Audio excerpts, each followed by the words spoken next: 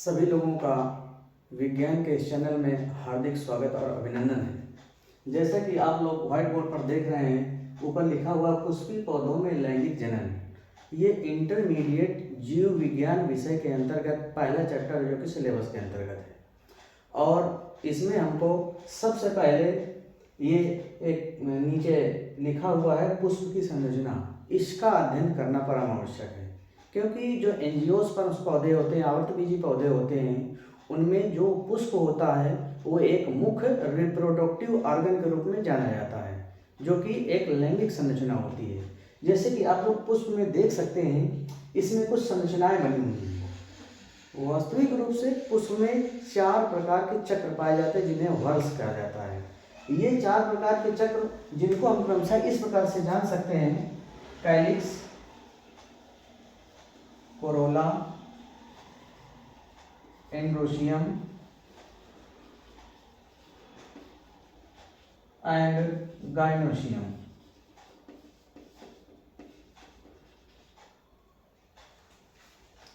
Calyx, Corolla, androecium और gynoecium, ये 4 प्रकार के चक्र होते हैं जो कि एक द्विलिंगी पुष्प में पाए ही जाते हैं।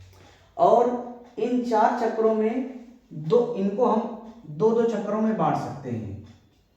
पहला चक्र आपका ये हो गया कैलिक्स और कोरोला के रूप में, और दूसरा चक्र हो गया एंड्रोशियम और गाइनोशियम के रूप में।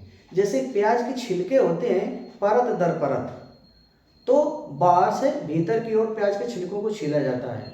उसी भांति जो ये पुष्प होता है, इसमें भी जो 4 चक्र होते हैं वो बाहर से भीतर की तरफ, पहले बाहरी आवरण, फिर उसके अंदर का आवरण, फिर उसके अंदर का आवरण, फिर उसके अंदर के आने वाली चीज। तो सबसे बाहरी आवरण जो होता है वो कैलिक्स कहलाता है, जो कि आपका ये है। ये कैलिक्स के रूप में संरचना जानी जाती है। दूसरी बायोलॉजिकल भाषा में इसे सेपल भी कहा जाता है, सेपल। दूसरी संरचना जो कि बहुत ही रंगीन और आकर्षक सुगंधयुक्त संरचना होती है, जिसे कि पुष्प की पंखुड़ी के नाम से भी जाना जा सकता है, पुष्प की पंखुड़ी के नाम से भी जाना जाता है, और इसे बोलते हैं कोरोला, कोरोला, जिसे दूसरी बायोलॉजिकल भाषा में कहा जाता है पेटल, पेटल। फिर ये पहला चक्र हो गया, ये दूसरा चक्र हो गया, ये सबसे बाहरी चक्र है। फिर उसके अंदर का चक्र ये है। बाहरी चक्र कौन सा हुआ? कैलिक्स या सेपल। इसके अंदर का चक्र क्या हुआ? कोरोला या पेटल। फिर तीसरे चक्र के रूप में ये जाना जाता है आपका एंड्रोशियम, इसे ही बोला जाता है एंड्रोशियम। हिंदी में इसे पुमंग के रूप में जानते हैं, और इसका दूसरा नाम पुंकेसर भी है। इसका दूसरा नाम पुंकेसर भी है। मुख्य रूप से यह है नर जननांग होता है। कौन सा जननांग होता है? नर जननांग। ये मेल रिप्रोडक्टिव ऑर्गन के रूप में जाना जाता है, जो कि आपका ये है। और सबसे अंत में जो बीजों बीज संरचना एक द्विलिंगी पुष्प के अंदर पर पाई जाती है, वो होती है गाइनोशियम। इसे क्या बोलते हैं? Gynoecium, gynoecium. इसमें जो 2 अंग हैं आपके अंदर के, जो कि एंड्रोशियम और गाइनोशियम, सबसे अंदर वाला और उसके बाहर वाला, ये जो होते हैं मुख्य जननांग के रूप में जाने जाते हैं। ये क्या होते हैं? ये दोनों ही जो होते हैं ये मुख्य जननांग है,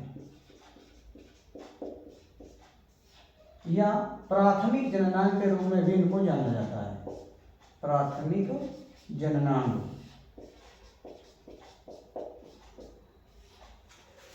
मुख्य जननांग या प्राथमिक जननांग के रूप में इसलिए जाना जाता है कि बिना नर जननांग, और ये जो मादा जननांग है, गाइनोशियम जो है ये क्या है? मादा जननांग है। बिना इनके लैंगिक जनन एक पौधे में नहीं हो सकता है। लैंगिक जनन के लिए पौधे में एक पुष्प का होना जरूरी है, और चूंकि आवृतबीजी पौधों का अध्ययन कर रहे हैं, तो आवृतबीजी पौधे द्विलिंगी होते हैं, तो इसमें नर जननांग और मादा जननांग का होना अत्यंत आवश्यक है। ये दोनों ही मुख्य जननांग होते हैं। और जो कैलिक्स और कोरोला होता है ये आपके सहायक जननांग होते हैं। कौन से जननांग होते हैं? सहायक जननांग के रूप में इन्हें जाना जाता है। ये दोनों सहायक जननांग होते हैं।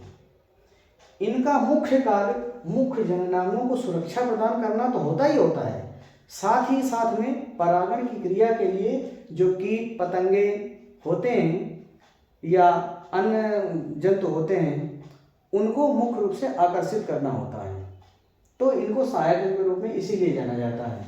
अब एक बार फिर से हम देख लेते हैं। सबसे जो बाहर का चक्र हुआ वो आपका कैलिक्स हो गया, फिर उसके अंदर का जो चक्र हुआ वो कोरोला हो गया, फिर उसके अंदर का जो चक्र हुआ वो एंड्रोसियम हो गया, और सबसे जो बीचों बीच चक्र पाया जाता है पुष्प का वो गायनोसियम हो गया।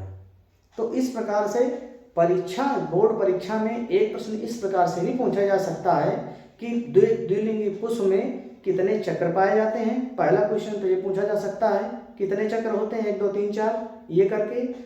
दूसरे प्रश्न के रूप में पूछा जा सकता है कि एक द्विलिंगी पुष्प में या आवृतबीजी पौधों में जो पुष्प पाया जाता है उसमें कितने जनन चक्र होते हैं और कौन कौन से होते हैं, उनके चारों के नाम लिखिए। दूसरा प्रश्न पूछा जा सकता है। तीसरा प्रश्न इस प्रकार से पूछा जा सकता है कि पुष्प में जितने भी जनन चक्र पाए जाते हैं उनको बाहर से भीतर की ओर क्रम से व्यवस्थित करिए। तो आपको इसी तरीके से व्यवस्थित करना है। नंबर 1 पर कैलिक्स, नंबर 2 पर कोरोला, नंबर 3 पर एंड्रोसियम और नंबर 4 पर गायनोसियम। इसके रूप में आपको व्यवस्थित करना होगा। तो ये रहा इससे संबंधित जो प्रश्न आ सकते हैं।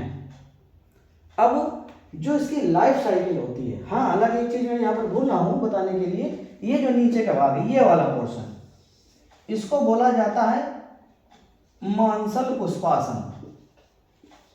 मांसल पुष्पासन, क्या नाम इसका हुआ? पुष्प आसन। पुष्प धन आसन बराबर होता है पुष्पासन, यानी कि ऐसा आसन जिस पर पुष्प बैठा हो। जैसे प्राचीन काल के राजा महाराजा एक आसन पर, गद्दी पर, सिंहासन पर बैठा करते थे तो कहते थे वो उनका राजा साहब का आसन है। उसी तरीके से जो पुष्प होता है जिस आसन पर बैठा हुआ होता है उसे बोलते हैं पुष्पासन। मांसल शब्द क्यों प्रयोग किया गया है? क्योंकि ये सिल्वर पार्ट होता है, इसमें और कोई चीज नहीं होती है, सेल्स होती है, मांसल भाग होता है, गूदेदार भाग होता है, इसीलिए इसको मांसल पुष्पासन के रूप में जाना जाता है। इसके बाद में जो ये नीचे की ओर एक डंडी जैसी संरचना होती है, पुष्प के नीचे, फूले भाग के नीचे एक जो डंडी जैसी संरचना होती है, इसे पेडिसल के रूप में जाना जाता है। पेडिसल या पेडिकल भी कहा जा सकता है। इसे बोलते हैं पुष्पवृंत। पुष्पवृंत, पुष्पवृंत का मतलब होता है डंठल। जब आप किसी को गुलाब भेंट करते हैं तो उस डंडी को पकड़ के ही करते हैं ना, उसके ऊपर पुष्प स्थित होता है, तो वो जो डंडी होती है, जो मांसल पुष्पासन के नीचे का जो भाग होता है, उसे ही बोला जाता है पुष्पवृंत या पेडिसल।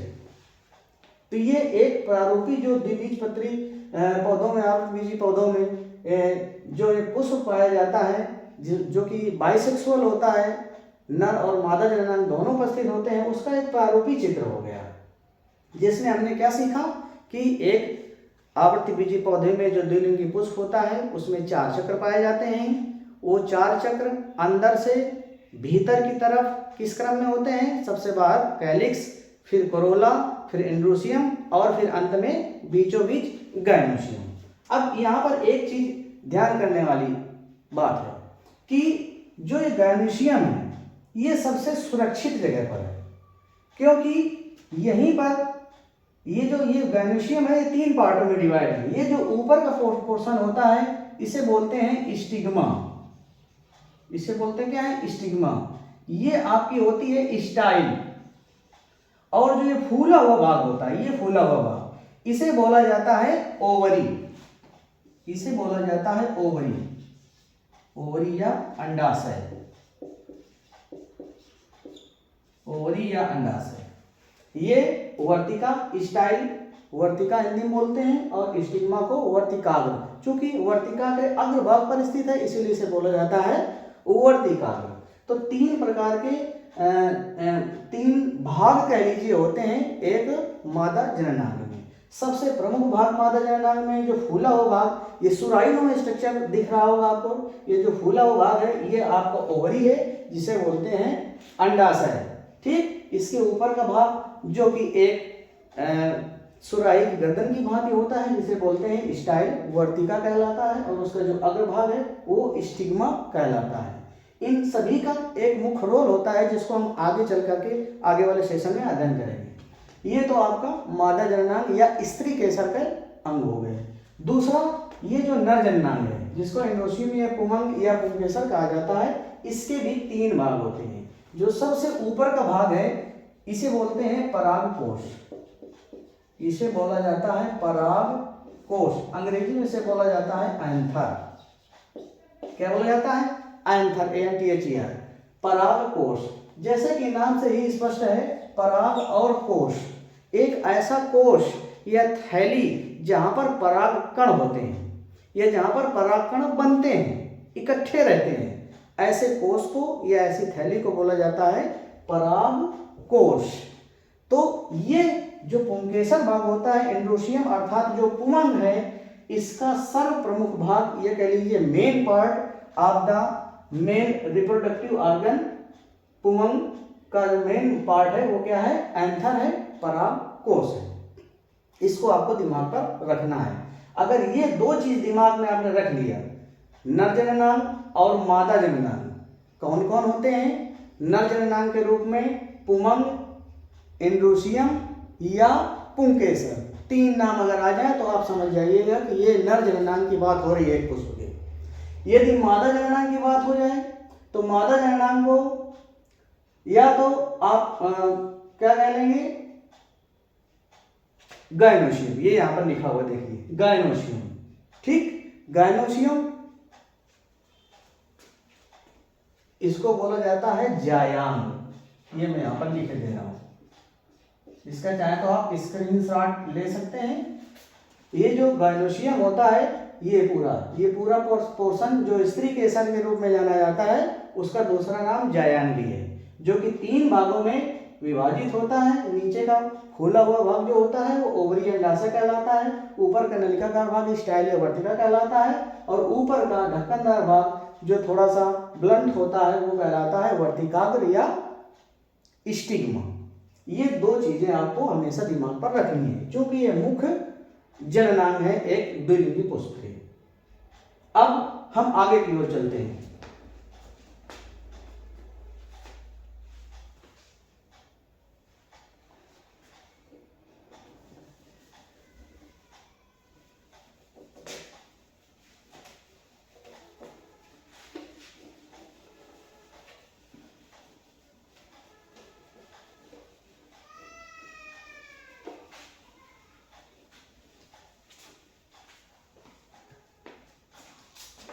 अब हम जीवन चक्र का अध्ययन करेंगे।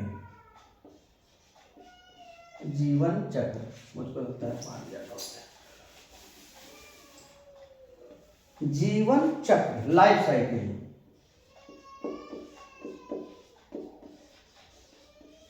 चल नहीं रहा है।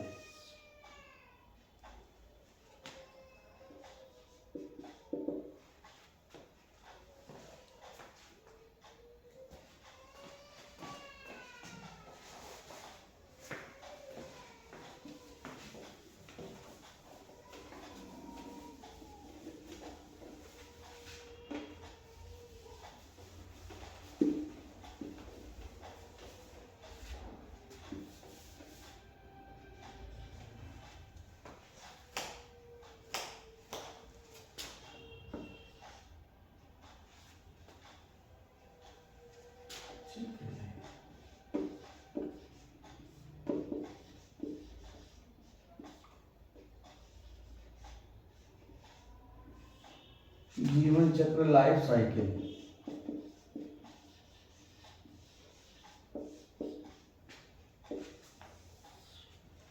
जीवन चक्र, life cycle in the sense एक पुष्प से फल बनने तक की क्रिया में जितनी भी घटनाएं निहित होती हैं वो जीवन चक्र के रूप में जानी जाती हैं। मतलब एक पुष्प है, पुष्प में सबसे पहले नर जननांग बने, इसके बाद में वो परिपक्व हों, मादा जननांग हो, मादा जननांग इसके बाद में उनका परिवर्धन विकास हो, इसके बाद में जो उनके मेल और फीमेल गैमीट हों वो आपस में फ्यूज हों, फ्यूज होने के बाद में एम्ब्रियो बने, उसके बाद में फल और बीज बन जाएं। ये पूरी घटनाएं निहित होती हैं। तो इनको हम एक क्रम में अध्ययन कर लेते हैं जो कि पेपर में आपके आ सकता है। पहला माइक्रोस्पोरोजेनेसिस, माइक्रोस्पोरोजेनेसिस।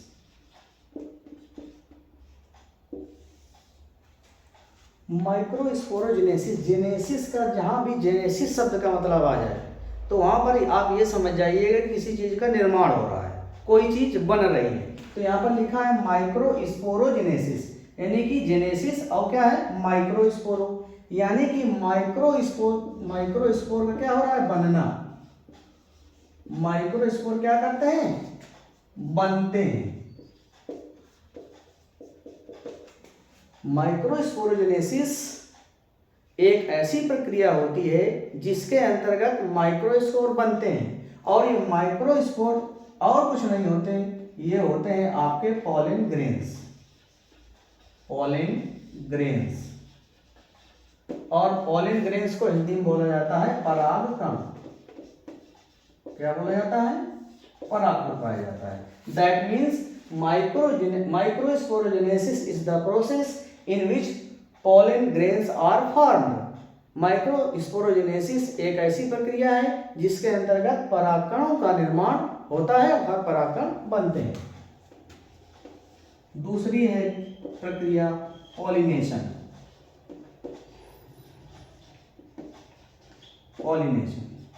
पॉलिनेशन मीन्स होता है परागण। जो हमने पहले चित्र बनाया था एक पुष्प का, उसमें एंथर था, परागकोश था और वर्तिकाग्र था। जब परागकोश से परागकण निकलकर वर्तिकाग्र पर पहुंच जाते हैं तो ये घटना कहलाती है परागण। ये घटना क्या कहलाती है परागण। एक नंबर में प्रश्न आ जाता है, एक नंबर में प्रश्न आता है कि परागण किसे कहते हैं। तो आप सीधी सी बात यहीं पर आप समझ रहे हैं कि परागकोश के अंदर जो परागकण बने माइक्रोस्पोरोजेनेसिस के अंतर्गत, वो परागकण निकल करके वर्तिकाग्र पर पहुंच जाए तो ये घटना क्या कहलाती है परागण कहलाती है। दैट मीन्स पॉलिनेशन कहलाती है। तीसरे नंबर की घटना जो होती है वो होती है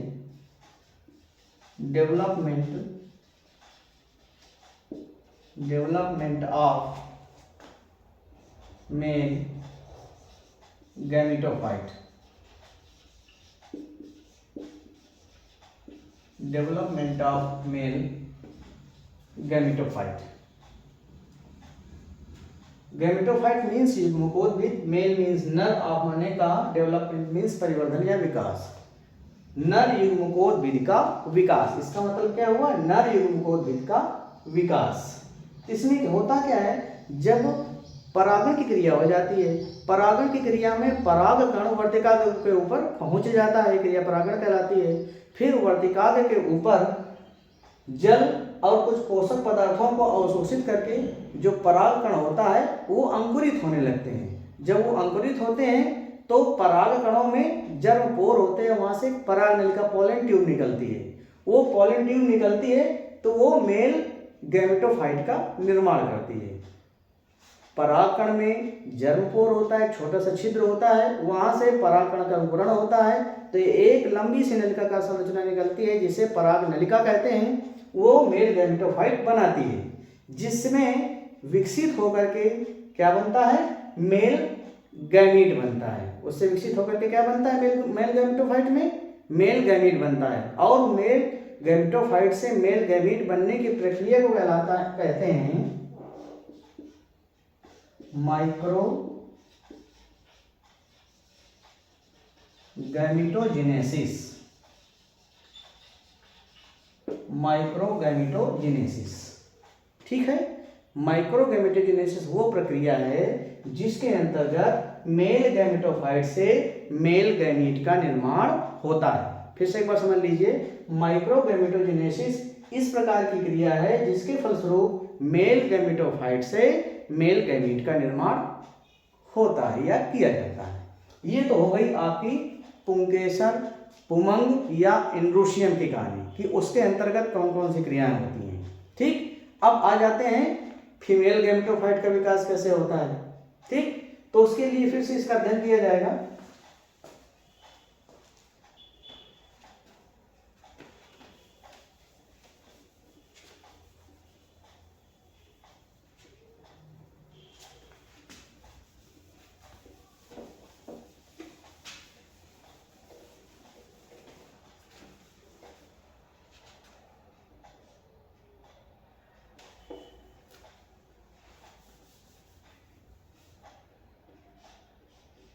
मेगा स्पोरोजेनेसिस।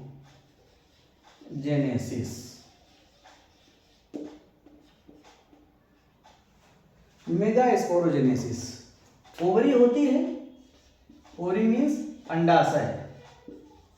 अंडाशय किसका भाग है? मादा जननांग का भाग है। और मैंने जो बताया था एक सुराहीनुमा जो संरचना होती है, उस सुराहीनुमा संरचना के नीचे जो फूला हुआ भाग होता है वो ओवरी या अंडाशय कहलाता है। और मैंने ये भी बताया था कि ये मादा जननांग का सर्वप्रमुख भाग होता है। मैं उसी की बात कर रहा हूँ, ओवरी की।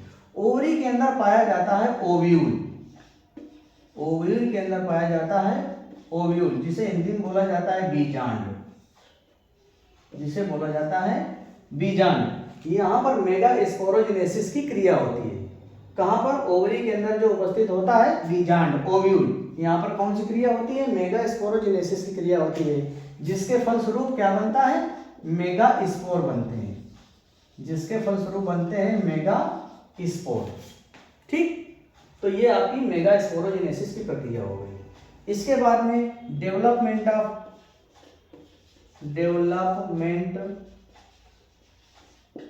Of female gamete,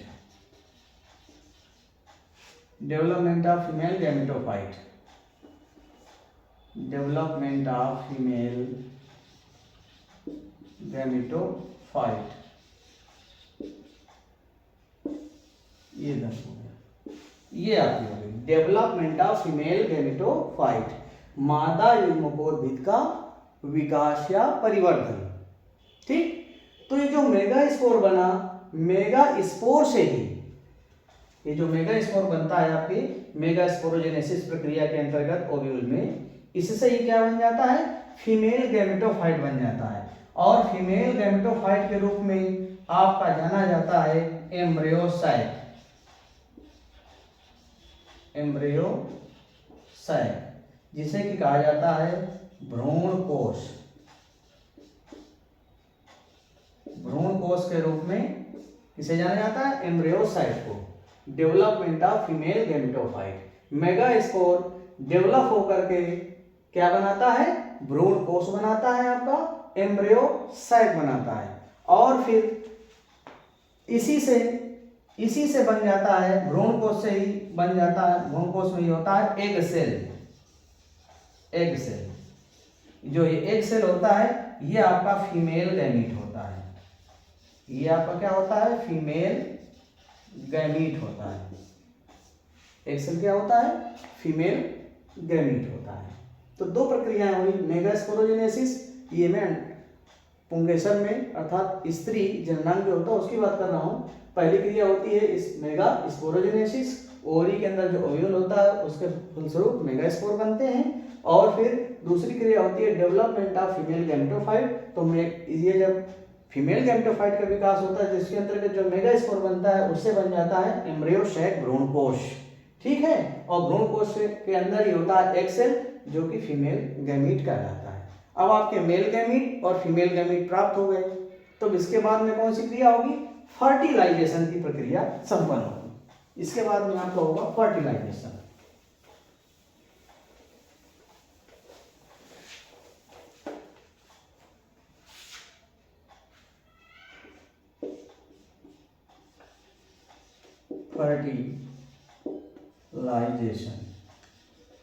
fertilisation means निषेचन। एक नंबर में ये प्रश्न भी पूछा जा सकता है, कभी भी कहीं भी किसी भी समय पूछ सकता है कोई चलते फिरते। तो आपको जवाब देना है कि जो मेल गैमीट होता है और जो फीमेल गैमीट होता है उनका जब फ्यूजन हो जाता है, संयुग्मन हो जाता है, तो यही घटना आपकी निषेचन कहलाती है। क्या होता है इसमें, इसको इस तरीके से कुछ समझ सकते हैं, male gamete plus female gamete is equal to fertilisation,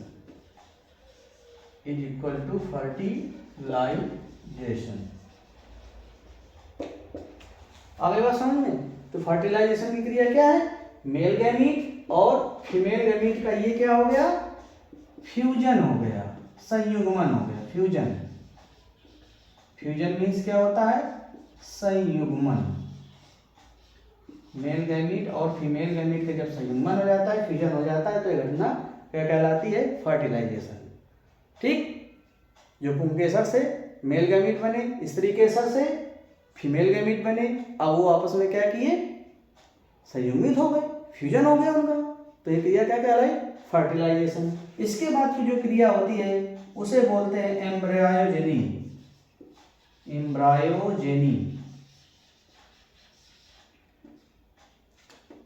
जब मेल गैमीट और फीमेल गैमीट फर्टिलाइजेशन होगा तो इसके फलस्वरूप यहां बनता है जाइगोट। क्या बनता है ये, जाइगोट। और जाइगोट को हिंदी में बोलते हैं युग्मनज। क्या बोलते हैं, युग्मनज। गैमीट मीन्स युग्मक होता है, गैमीट मीन्स क्या होता है, युग्मक होता है। नर युग्मक और मादा युग्मक का जब संयुग्मन हुआ तो जाइगोट अर्थात युग्मनज का निर्माण होता है। और यही युग्मनज डेवलप होकर के, क्या होकर के, विकसित होकर के, यही युग्मनज विकसित होकर के क्या बनाता है, एम्ब्रियो बनाता है। AMBRYO, एम्ब्रियो मीन्स होता है भ्रूण। ये क्या बनाता है, युग्मनज विकसित होकर के एम्ब्रियो बना देता है। ठीक, ये घटना कहलाती है आपकी एम्ब्रायोजेनी घटना कहलाती है। ठीक, फिर इसके बाद में अंत में डेवलपमेंट ऑफ एंडोस्पर्म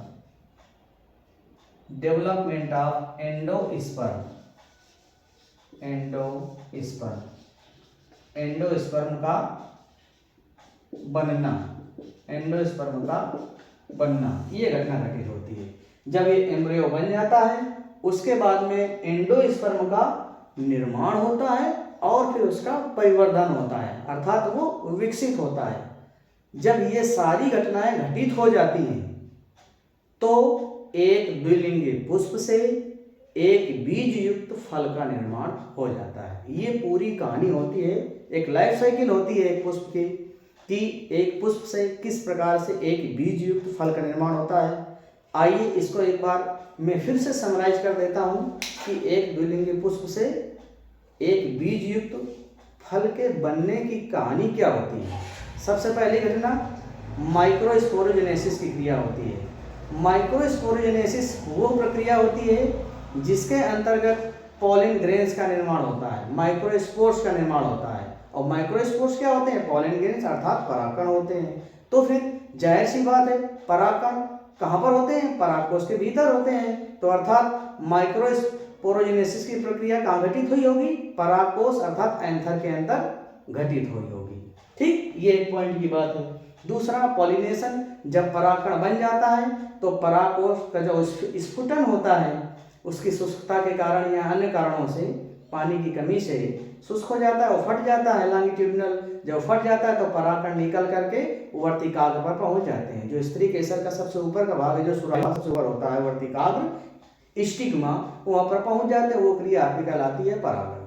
तीसरी जो घटना घटित होती है वो डेवलपमेंट ऑफ मेल गैमेटोफाइट, नर युग्मकोद्भिद का विकास, मेल गैमेटोफाइट का डेवलपमेंट हो रहा है। तो जो वर्तिकाग्र पर परागकण पहुंच जाते हैं, परागण हो जाता है, तो फिर उसके बाद में वो जल को अवशोषित करके और अन्य पोषक तत्वों को अवशोषित करके अंकुरण प्रारंभ कर देते हैं। उनमें से कोई एक जो परागकण होता है उसके जन्म पोर से एक नलिकाकार संरचना निकलती है जिसे पराग नलिका कहते हैं। उसमें वो क्या बनाती है, मेल गैमेटोफाइट बनाती है और उस मेल गैमेटोफाइट में ही मेल गैमीट होता है। इसके बाद में ये तो नर जननांग की बात हो गई। अब मादा जननांग की ही बात कर लेते हैं। नर जननांग विकसित हो गया, डेवलप हो गया जनन करने के लिए। अब मादा जननांग कैसे डेवलप होता है उसके बारे में चर्चा कर लेते हैं। तो जो मादा जननांग अर्थात जायंग अर्थात गायनोसियम अर्थात पिस्टिल भी कहा जाता है इसको, इसका सर्वप्रमुख भाग ओवरी होता है। ओवरी के अंदर जो ओव्यूल होता है वहां पर मेगा स्पोरोजेनेसिस की क्रिया होती है। जिस प्रकार से एंथर या परागकोश के अंतर्गत माइक्रोस्पोरोजेनेसिस की प्रक्रिया होती है, उसी तरीके से ओवरी अंडाशय के अंदर मेगा स्पोरोजेनेसिस की क्रिया होती है। कहां पर होती है, ओवरी के अंदर ओव्यूल में, जिसके फलस्वरूप क्या बनता है, मेगा स्पोर बनता है। और माइक्रोस्पोरोजेनेसिस में क्या बन रहा था, माइक्रोस्पोर बन रहा था। यहाँ क्या बन रहा है, मेगा स्पोर बन रहा है। फिर डेवलपमेंट ऑफ फीमेल गैमेटोफाइट, दूसरी प्रक्रिया इसमें क्या होगी, मादा युग्मकोद्भिद का विकास। तो मेगा स्पोर्स से आपका क्या बन जाता है, मैंने आपको बताया था कि मेगा स्पोर्स से आपका बन जाता है एम्ब्रियो शैक।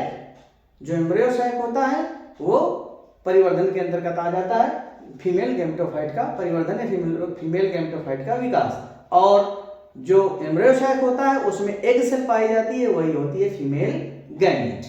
अब मादा जननांग और नर जननांग दोनों ही उत्पन्न होकर के पुष्ट हो गए, मेच्योर हो गए। अब उनका फ्यूजन होना है। जब फ्यूजन हो जाएगा तो ये फर्टिलाइजेशन क्रिया हो जाएगी। तो फिर फर्टिलाइजेशन की क्रिया आती है। फर्टिलाइजेशन की क्रिया में जो नर युग्मक मेल गैमीट, मादा युग्मक फीमेल गैमीट, उनका फ्यूजन या संयुग्मन हो जाता है। तो ये क्रिया निषेचन कहलाती है। और निषेचन के फलस्वरूप जब दोनों नर युग्मक और मादा युग्मक बनते हैं तो इससे क्या बनता है, जाइगोट या युग्मनज का निर्माण होता है। और ये युग्मनज ही डेवलप होकर के एम्ब्रियो या भ्रूण बना देता है। तो ये घटना आपकी एम्ब्रायोजेनी कहलाती है।